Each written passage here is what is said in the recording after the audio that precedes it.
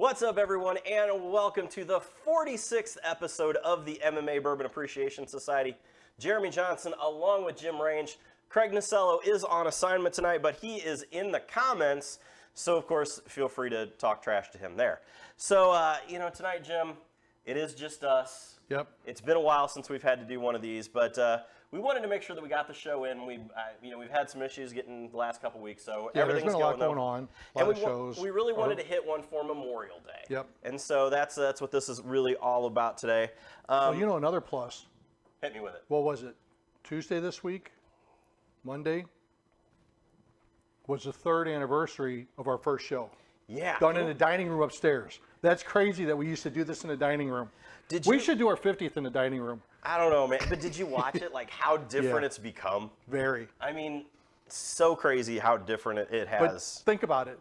Remember the grief we were getting because we were this close on the dining room table with Craig to my left like this? And it was during COVID, Yeah. and none of us were wearing masks. And people were bitching at us. What's wrong with you guys? We didn't care. We didn't care. We still don't care. No. So, yeah, because COVID wasn't real. Anyway, there's my one conspiracy for the night. It wasn't. COVID wasn't You like real. that layup I gave you? Absolutely. Dr. Fauci didn't do anything.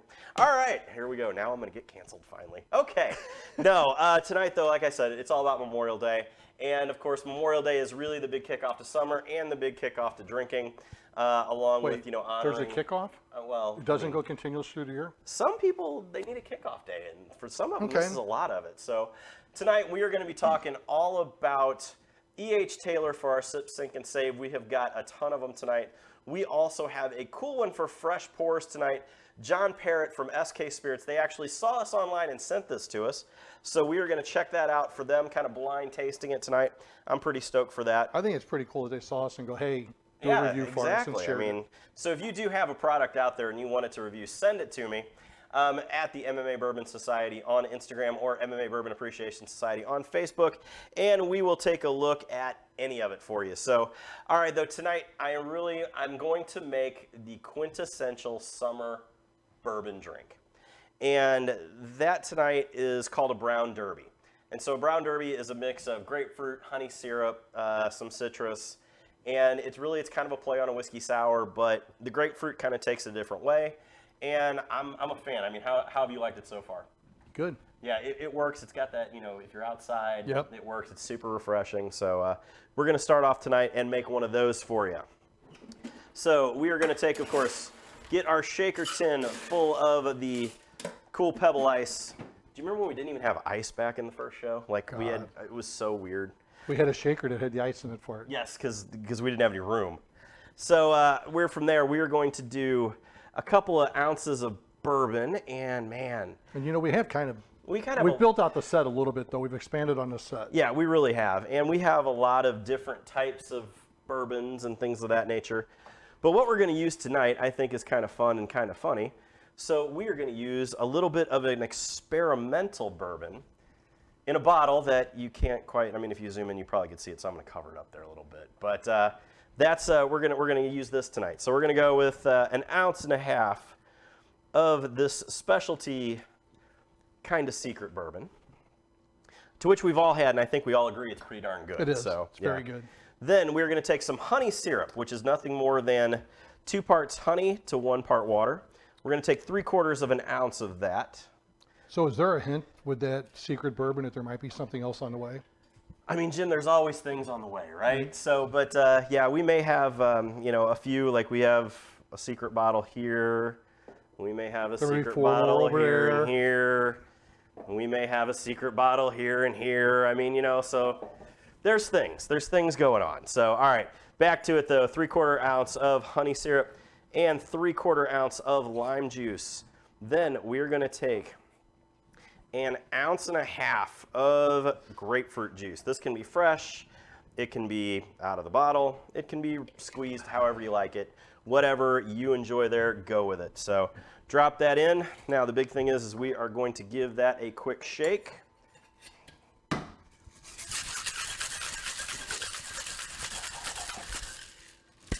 Open this back up. Pour that into your glass. Get yourself a fresh grapefruit if you can find one that's in season and looks good. We could not, so we didn't, but that's okay. But this is one of the original Prohibition cocktails in the Brown Derby, and enjoy. Cheers. I think the whole staff has one tonight, too. Producer Matt, thumbs up on the taste of that. Awesome. Good stuff. Okay. All right. Tonight, though, talking into the bourbon world, we have had some pretty interesting things go on. And the biggest one that I think that we need to probably jump into first is that one of our favorites, Penelope, has been sold. And we just had them, our last show was Fresh Pours. Right. Which they're not really a fresh pour, but a lot of people aren't really used to them. Don't know them, so we did decide to do it on that purpose. Right. Yes. And so Penelope, though, was and it's a company that was actually owned by a couple people. They were in partnership with MGP. MGP was making their product for them, along with another, I want to say it was Bardstown, I believe. Yeah. And they were blending them together and then bottling it. And so what they did is MGP came along and said, you know what, I think that we need this, and bought the entire line from them. And I have heard it was a pretty whopping amount of money. It was a fair amount of money, but the thing is, if we've noticed, and we've commented on the show, actually, I think the last one even, the price of Penelope, from what it started maybe 2.5 years ago to now, has grown 40% probably. Maybe Absolutely. From 50 to 70 bucks. So yeah, you're right at 40%. And MGP wanted to add it to Luxco as a semi-premier, Right. mid-level, mid to high level price point. And they've done a lot of work with Luxco since MGP had bought it. They kind of left it alone and just have really done more renovation to it. The place is beautiful. I did a pickup there for a restaurant here in St. Louis, and did a Rebel pick at a Luxco, and beautiful facility, great time. What impact, though, do you think that this has, Jim, on that family bourbon market, who is one of those that they weren't a conglomerate. It wasn't a Buffalo Trace, a Sazerac, et cetera. So I think we've been seeing it quite a bit, and let's get out of the family piece right now and go to celebrity. Okay. How many different celebrities have gotten into spirits? Oh. And they're selling it for millions and millions, hundreds of $1 million. Sammy's the first one with Cabo Wabo Tequila. He was the first, I think. George Clooney. But you've got it more and more. But Conor McGregor is the one who did it. I mean, let's be honest. Conor is the one who made George Clooney made $1 billion, right? But when Ryan Reynolds just sold Aviation. He did? Yeah. Really? Oh, wow, I didn't know that. So it's happening that if you get something out there and it's going off the shelves at a regular pace, the conglomerates are coming after it. Yeah. So I think as a family-owned business, if you can do it, and they're keeping some level of ownership, and on the board, I believe they're still involved in the day-to-day operations, that it's a great opportunity. But I think you're going to see more and more, because those small mom and pops, I'll call them, are taking away market share. Well, and the bigger you are, you don't want to give up any market share. That is a fair statement. I have even heard some of that with Uppercut, that we've knocked down some of the flavored market. That surprises the heck out of me. But if MGP you're watching and you want to come talk, we can come talk. I'm just saying. Hey. But no, it's great for them. I'm stoked. Oh no, it's exciting. I'm interested to see how the product turns out, because now it's not the blend that it was.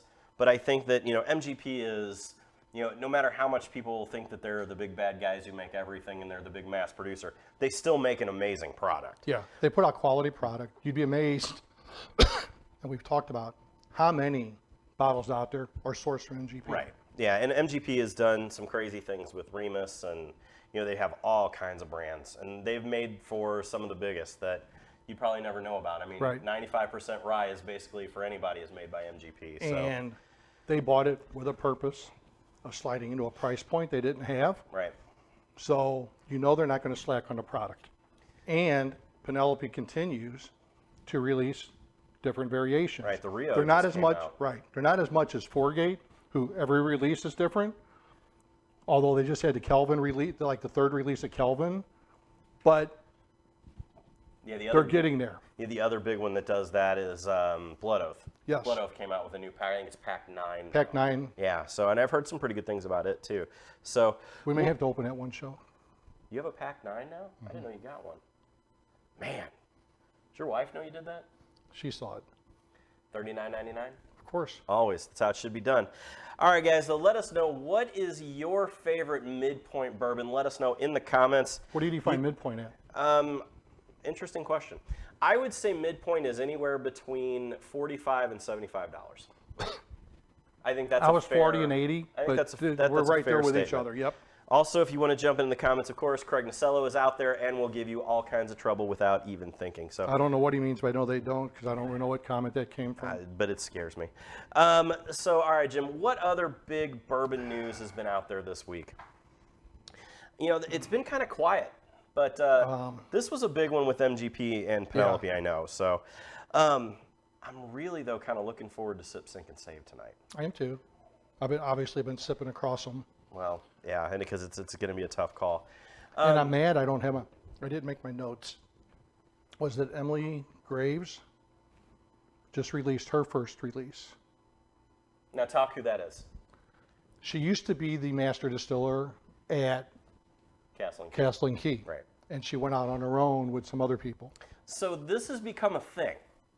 We are now seeing the master distillers, master blender, master tasters going out and releasing their own products now, and where they're taking the best of specific distilleries, blending them to their tastes, and then putting them on the market. Well, I mean, but at Castle and Key, they weren't blending because they were aging themselves, because they were smart and rolled out gin and vodka, which you can produce quickly because you don't have as long of aging period.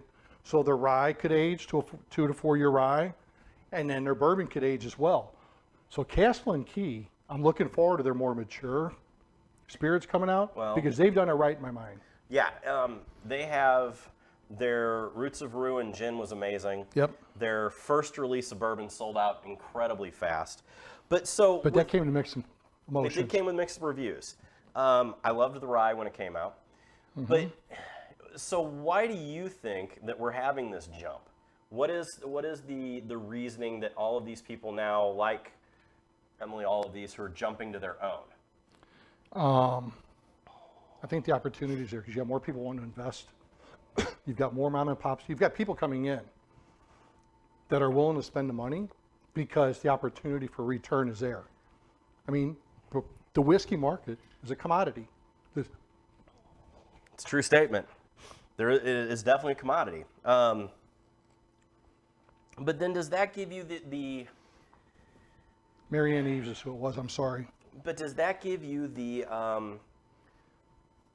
want to jump into the business end? Because when you're doing your own, it's all you. Every bit of it is you. And I can tell you, it's hard. It's extremely hard. And if you don't have a conglomerate of people behind you, you are almost set to fail. So with them throwing that kind of money behind them, is it worth it to do it? I mean, it has to be. I know that Hidden Barn, this one, it's all out there. So I don't know. Should be real interesting to see how it plays out.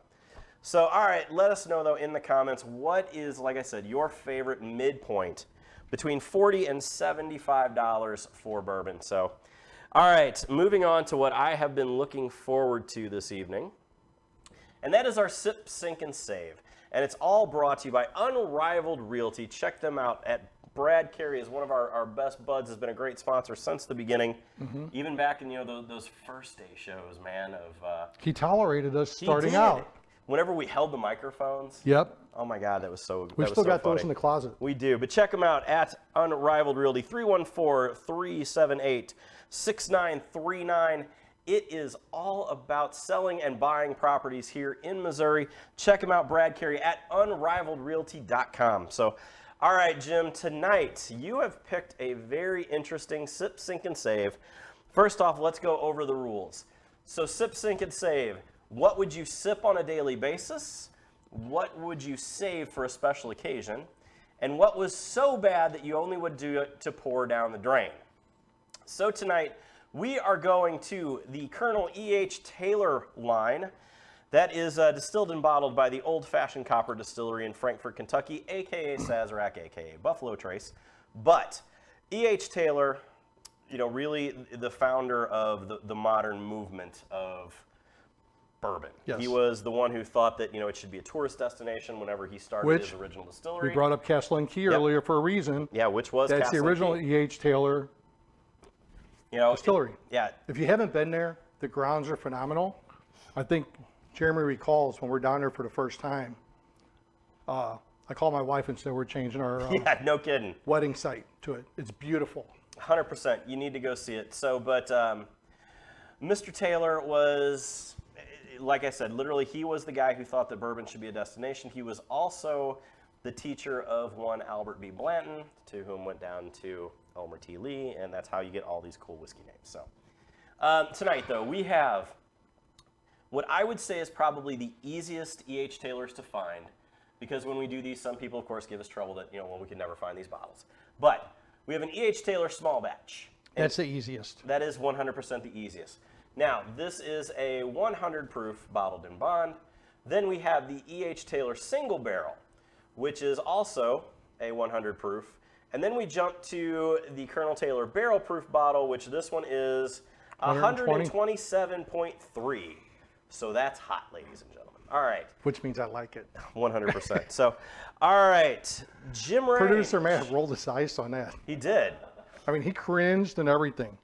So, Producer Matt, did you get to taste these? No. Oh, it's terrifying, right? I'm sorry. With us. But, would you like a pour? So, yes, would you like a pour to start with one? You want to do the small batch? All right. I will do this. Jim, start off the talk here with your sip, sink, and save. So, This is pretty good. all three of these, love to have around the bar. They're all solid pours. Each of them a little bit different, quite a bit different actually. The single barrel versus the small batch, even though they're both 100 proof, Would you same really mash say they're a bill. lot different? When you climb up, yeah. But I'm talking from small batch to single barrel. I think Interesting. there's a difference. Okay. Okay. Continue. Profile-wise, they're very similar. I think with the single barrel, you get that a little more one-offness, that it's a little cleaner pour. Jeremy's going to contradict me in a little bit. Continue. But for my sip, though, it's going to be barrel proof. I think that one got Producer Matt. Was that, you all right there, buddy? And that was the small batch at 100 proof. Yeah. You want to try the You want to barrel go proof? barrel proof? I think Producer Matt's going to go die in the corner now. So, all right. He's crying. I kid you not, he's crying. Okay, that's amazing. I love that. But no, my sip is the barrel proof. All right. I mean, it's, And that's solely because you're a high proof guy. well, the flavor's solid too, though. But yeah, I like the proof that if I'm sitting around We on killed a daily Producer pour, Matt. I know. We really With did. 100 proof, that's awesome. That's amazing. My sink is going to be the small batch, even though they are very similar to the single. And this is where Jeremy and I will probably flip that. Continue. Am I save single barrel? Because there's a lot, excuse me, you can do mixing and that with it. All right. So, to go ahead and just, one more time, like I said, sip, sink, and save, hit them. Sip, sink, save. Interesting. Yeah. Can we take a minute, though, like I said, to let everyone know Can that you come on Producer Matt camera, is man? still alive? I mean, Come yeah. on camera for this, show Yeah, this. he's having a moment there, but that's awesome. Question in the comments from Gabrielle Castillo. And I'm looking here, I think, yes. Jim, what would be your favorite cigar to pair with your sip? Wow, that's a good one. Oh. God. And also a question to me, what would be my small bite that you would pair with my sip? I can tell you that one very easily, especially with these here, and that would be dark chocolate. These are 100% gives you enough caramel on the nose that you want dark chocolate. The other big that I would go with is something salty, which I would say almost like a I hate to go back to my old wine days, but I would go to a cheese that would give you something like an Edam cheese or something towards a softer, maybe a Gorgonzola. Something heavy and powerful. And that's exactly where I'm going here with a Macanudo for Gabrielle. Yep. And a Macanudo Inspirato. It's a little bit heavier in that to support it. A little bit more balance there. Yeah, you need something, because when you get into the 100 proofs, you need something that's going to have a little bit more of a bold flavor to pull with it, because you're going to be overpowered by this. So, all right, great questions though. All right, so I like that I actually... I like that you pulled one out and did it. All right, here we go. So as you can see, I went to 2 glasses for this. All right, so my sip. Number one, I'm going to kind of talk about names, okay? So single barrel and barrel proof actually means something in the bourbon world. A single barrel means that it's one barrel dumped and that's proofed out to that particular proof.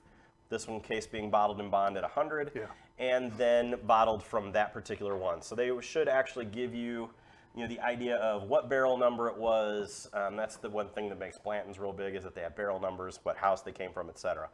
Barrel proof means that it's everything that came out of the barrel at that strength. So when this was put in the barrel to age, and when it came out, it was 127.3 proof. It does not get watered down. It does not get changed for that. They do, basically they charcoal the filter out. If it's a chill filtered, then they take it and they make it cold so that all the little congeals pop up and it clears it out. And that brings it back down. Exactly. That can bring it back down some if they do that. Actually, barrel proof is not the same as going into the barrel. No. Barrel proof is what it comes out. Full proof, like a Weller full proof, if it goes in 114 proof, they water it down to 114 proof. So into and out of... Within 2%. So full proof is within 2% of what goes in, or what comes in and goes out. Yeah. Barrel proof is what it was. Now, the term small batch is kind of whatever they want to call it. Small batch is nothing that actually has numbers behind it, nor any kind of actual governance that says what it is. Your small batch can be 5 barrels, it can be 50 barrels, it can be 500 barrels. So basically what they do is they take the barrels that would become a single barrel that didn't quite meet their criteria, and they will blend them all together to make it a small batch. And that could be, like I said, 50 to 100 barrels, whatever. With that being said, there is not a lot of difference between the small batch and the single barrel. The single barrel, to me, gives this particular one. It has a bit of a bright finish to it, which means that there is a little more pop on my tongue. If you're into wine, it's almost like the tannins on their cheeks. The small batch is very consistent. Every E.H. Taylor small batch I've ever had tastes like this. It gives you more of a caramely, which of course is what everybody wants in bourbon. But it also plays a little more over the top because of the rye content to it. So, all right, with that, my sip is going to be the small batch, okay? Because it is such a consistent pour, works every time. My save is going to be the barrel proof, because there is so much more that you can do with a high proof bourbon in mixing drinks, in working with adding water, adding ice, adding different pieces to it to change it. This particular single barrel, number one, they're harder to find. Number two, they're a bit expensive. Even if you could find one close to retail, which you can't. Yeah, retail's $60 on that. Yeah. I think it's 40 for the small batch. Right. So you're looking at probably, what are they now? 250, 280 bucks for secondary market on a single barrel? Yeah. Yeah. Small batch is 100. Barrel proof is 4. So yeah. So to be honest, Craig, this is going to be a sip. This is going to be a sink. This is going to be a save. Strictly based on the price. Could be. I'd bet money on it.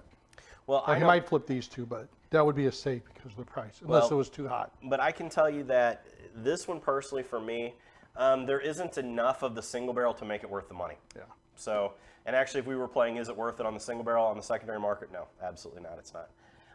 But anyway, check them out. Let us know if you have had all of these E.H. Taylors. Let us know on Instagram at MMA Bourbon Society which is your favorite, which is your sip, sink, and save.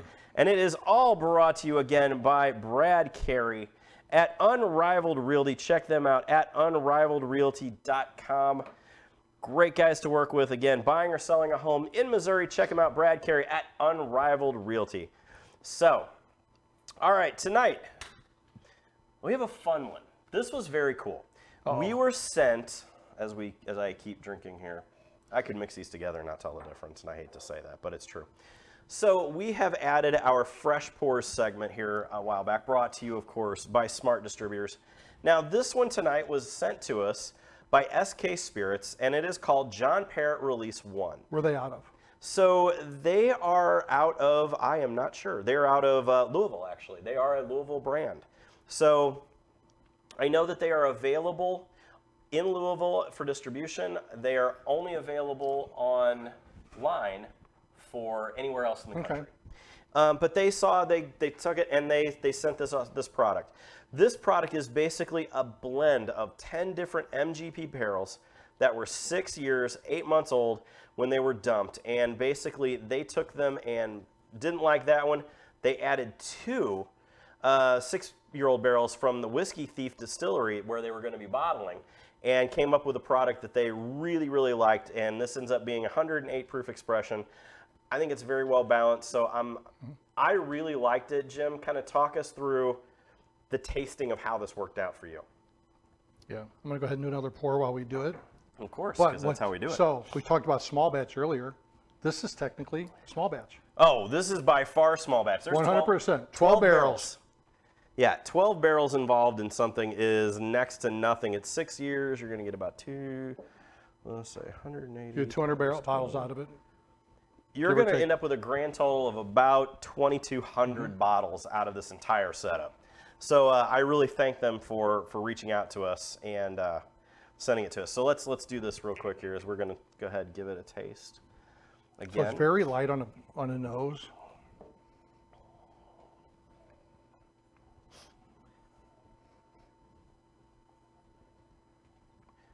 So it's something that my wife probably would not go ugh at like she normally does with them. Yeah, it's not.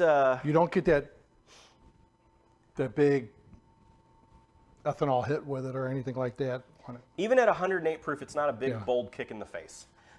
It is a very nice, there is a slightly fruity,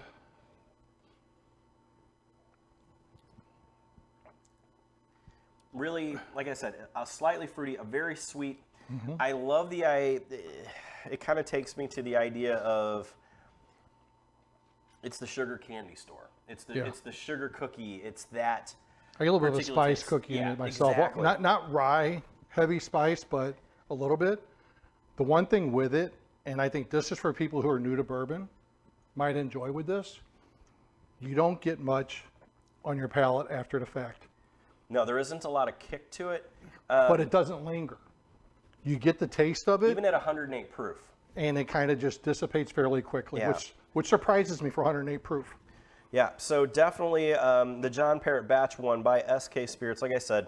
And I think that's cool that it's Batch 1 we've got a sample of here. Right, absolutely. That says a lot right there. Yeah. So check them out online at John Parrott, and you can find it basically, like I said, anywhere in Louisville has it, but online, check them out there.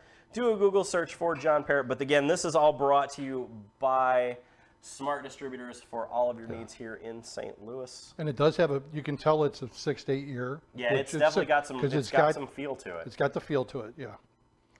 You don't Great get that feel, a lot of sugary to it. I think it'd be a great bourbon for somebody new to bourbon who's trying to learn to like it. Absolutely. Very decent pour. Great job, guys. Thank you very much for sending us. Michael Sawyer, their CEO, thank you for reaching out to us, and we definitely like it, and we appreciate it. So, but again, check us out for Fresh Pours, courtesy of Smart Distributors. All right, Jim, moving on to the world of mixed martial arts. Ooh, what's going on there? Well, I found that there has been some interestingness, because of course the first thing I'm going to jump to is, Jake Paul versus Nate Diaz, because I know Jake Paul's your favorite. I love Jake Paul. I mean, you really do. You got a shirt that says it. I've got the shirt. I think made a little bit of money off of maybe. Oh. Somebody lost some against them. Oh, yeah, that happened. So there was.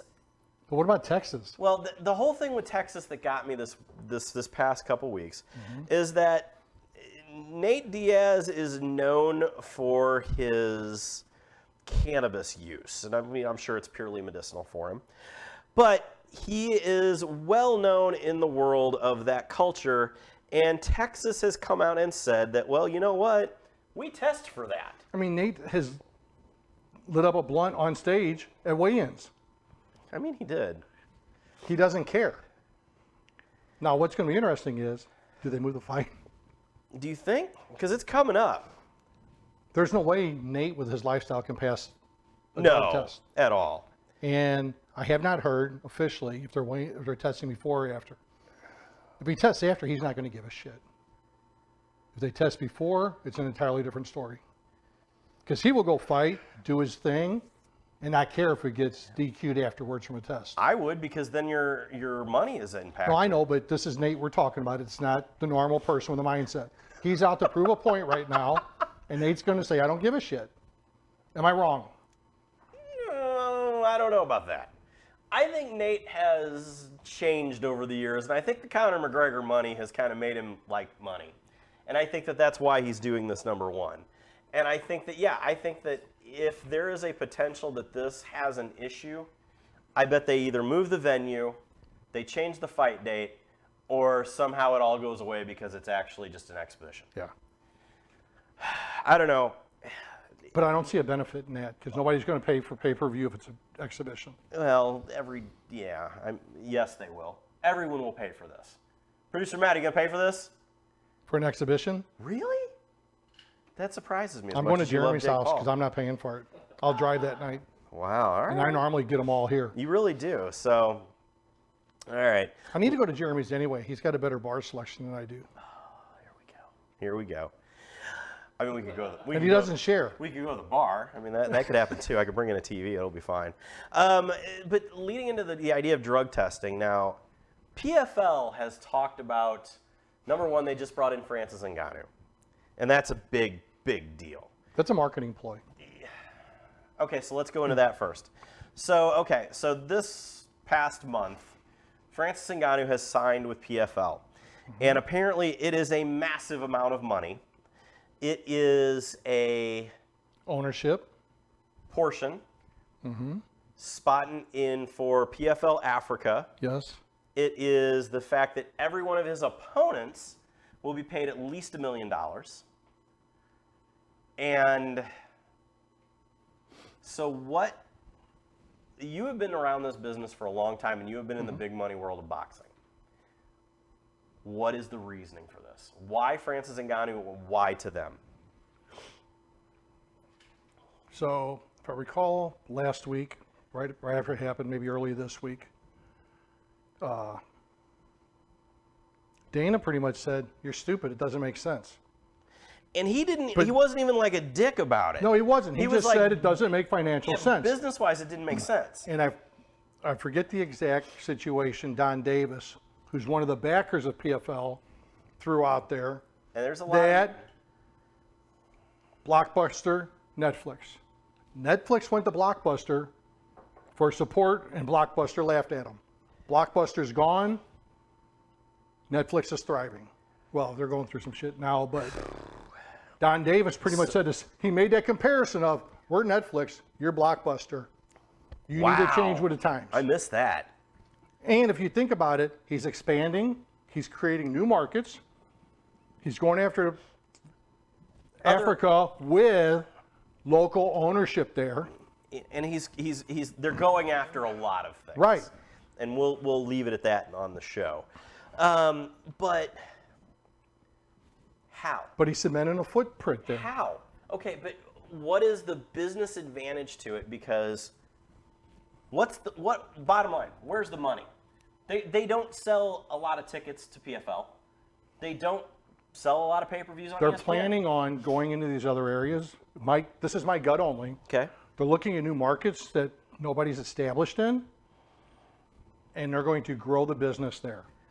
If they come in to Africa and other continents where UFC is not at regularly, you don't have a lot of fighters out of there. Now then you get that base built. You start having events, your market goes from here to here, and it's exponential. But it's a ballsy move.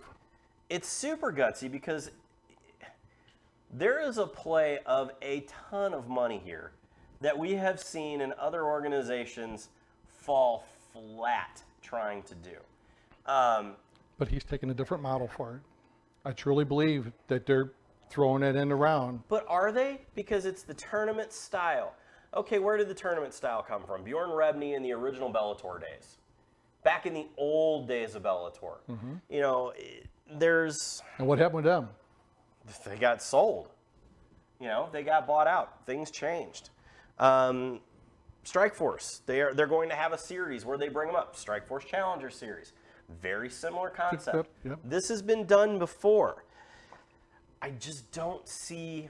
Now, the big thing that Dana White did mention is that they are going after Saudi Arabian Abu Dhabi money to make this work.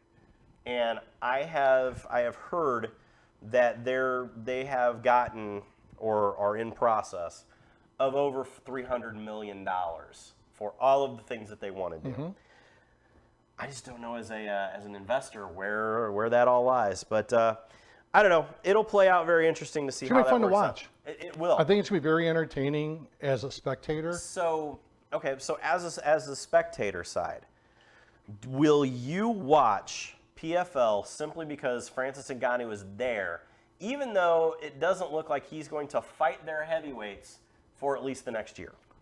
I'm going to watch depending who's on the fight card. That's what drives me to watch. That drives me to watch any event. All right. I don't know. Guys, let me know in the comments here. What do you think about the PFL deal with Francis Ngannou? Does it do a lot? Producer Matt, turn your mic on because I want your opinion on this one also. You have been around this business forever just like the rest of us. Talk to me about... Knuckle Junkies days. Yeah, I mean, and for people who... The sad part is there's a whole growing group of fighters who have no idea in the Midwest what Knuckle Junkies was.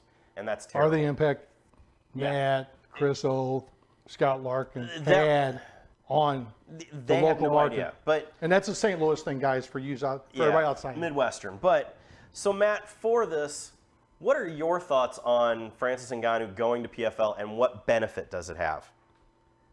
I think it brings some star power to the league. You know, they can use him to develop new talent and make new stars, but he's a marquee name that your average fan will recognize. You know, he's going to be big in Africa, obviously. If they're targeting that market, they already have somebody who's going to be moving lots of tickets in that area. Yep. So. And you look at their board, it's legacy, old school fighters. The new kids that are in this market now, they might recognize one or two names. Okay. I don't know. It's a ballsy move, like I said. I think it's going to pay off, though. All right. One more, though, that I want to go to, and that is in the world of boxing. No, we're not even jumping to my gotcha question yet. The world of boxing had a pretty amazing fight last week, and it talks to the idea of judging. So, Vasily Lomachenko fought and lost. Mm-hmm. There is a gigantic split among boxing purists for this.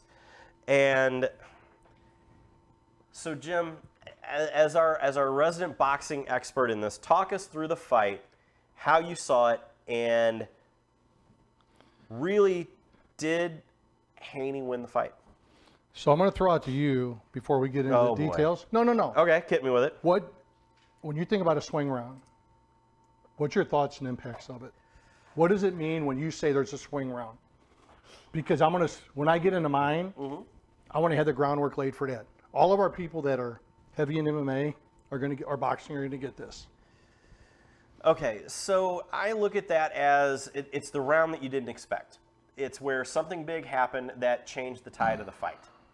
And I personally did not see that in this fight. I agree. Okay. So, but doesn't it also tie in to those are the rounds that are close, and it ties into you hear all the time, you've got to beat the champion. You got to be the champ, you got to beat the champ. You got to beat the champ.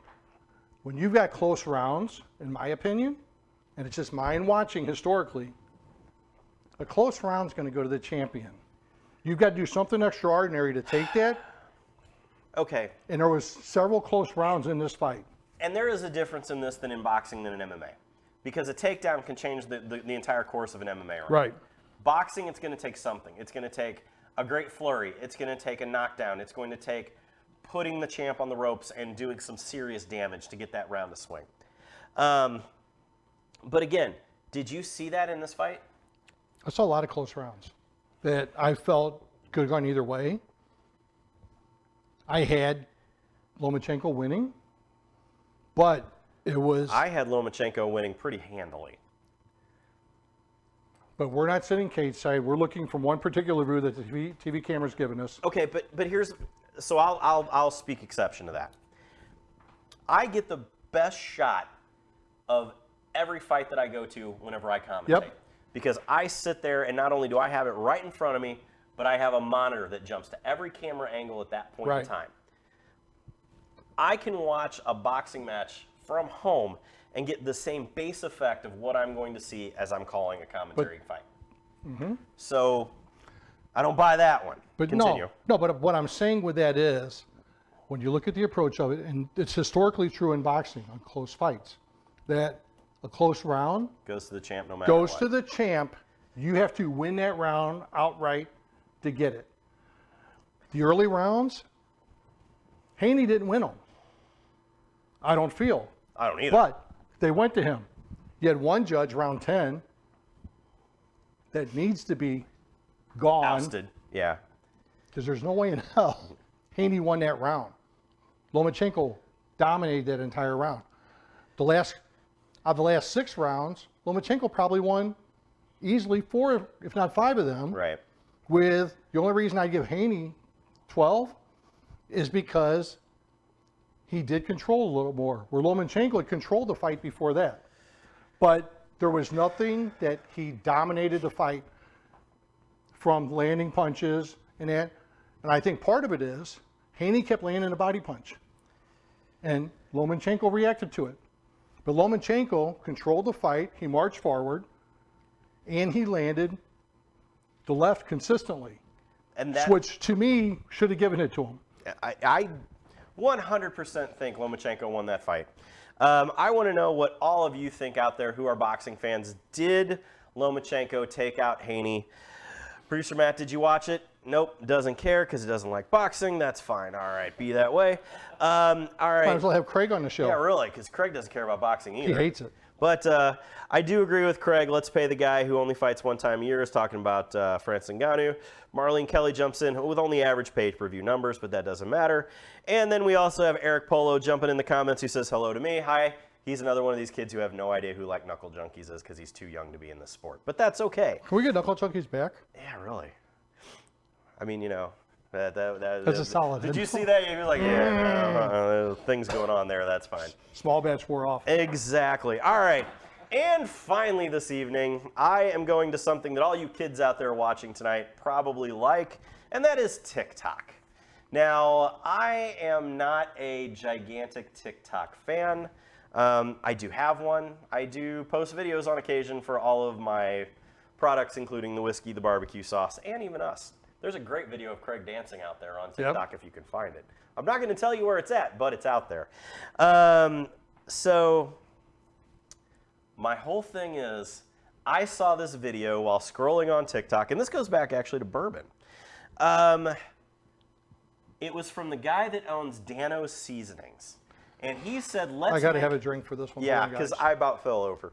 He said, let's make the most expensive burger in the world. This man proceeds to make some ground beef and then takes and pours a bottle of Pappy's 23 into his mix. Doesn't stop there. At all. Then he starts to make the toppings, to which again he pours about a quarter of a bottle of Pappy's 23 into his onion peppers mix and sautés it down. And I cried a little bit more. I also decided that I think it'd be fun to try. So I may or may not at some point in time make a TikTok video on the MMA Bourbon Society page or on mine personally, I don't know yet, that I will make something out of Pappy Van Winkle. But Jim, when I sent it to you, what were your initial thoughts and how pissed were you at Danos? I wouldn't say I was pissed. It was a more what the... Yeah, there was a what the F moment. Because it really is, dude, it's to me like you got the chug contest to go on. I don't get it. Why do you take a $300, $400, $500 secondary bottle and chug from it? I mean, you're losing the whole purpose of enjoying it. But that's my opinion only. Now. But the fact that this guy did this, oh my God. And it was, I mean, it was a great, because we're talking about it. And it's apparently being talked about all over the bourbon world. Which. Great, more power to him. Its purpose. But. Why? Why? I'm curious. So now what I am curious is, and I won't use a Pappy's or an $800, $900 bottle This is for exactly it. where I was going. I barbecue enough that I will be making something to try it. Well, I've done some bourbon things. I might do fajitas actually with it. I can do the veggies in it. Look at Matt. Now we got producer Matt's head going up and down. They're all into this. Yeah, we could see that out there. So, all right. So we're going to try some bourbon recipes, and then we'll let you know. As a matter of fact, we may have to get Gabrielle to jump in with us on this, with custom nutrition. We got an for egg you. and a Blackstone. We can do both here. We got some stuff. So we can throw some content out I know here. some people who make some barbecue sauce, too, just saying. I wish I had some. Yeah, really. Me, too. Might be coming on Amazon soon. Quick plug there. All right, ladies and gentlemen, thank you very much, though, for joining us on our 46th episode of the MMA Bourbon Appreciation Society. A big thank you to Craig for jumping in the comments from his assignment location tonight. And thank you to everybody who jumped in and had a great conversation there. Let us know what you want to see. What do you want to see in our Sip, Sync, and Save? Let us know on Instagram at MMA Bourbon Society or on Twitter at MMA Bourbon. Check us out on all of them. And again, thank you very much from the MMA Bourbon Appreciation Society. Cheers, everybody.